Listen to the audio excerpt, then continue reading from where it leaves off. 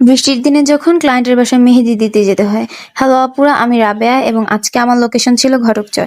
যেহেতু আপুদের বাসায় একটু গ্রামের সাইডে ছিল, তাই আমি আমার ভাইকে সাথে নিয়ে গিয়েছিলাম এবং অনেক টেনশনে ছিলাম যে কখন অনেক বেশি বৃষ্টি পড়া শুরু হয়, কিন্তু আসলে এরকম কিছুই হয়নি। গ্রামের পরিবেশ দেখতে দেখতে আমরা আপুদের বাসায় পৌঁছে গিয়েছিলাম। গিয়ে দেখি আপু একটু রেডি হবে, এর জন্য আমাদের আধা ঘন্টা অপেক্ষা করতে হয়েছে।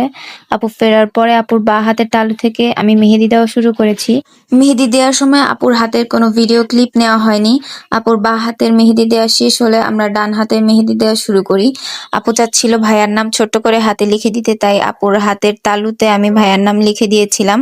ডান হাতের নিচের মেহেদি দেওয়া শেষ হলে আপু কিছুক্ষণের জন্য ব্রেক নেয় এবং একটু সেজেগুজে আসে।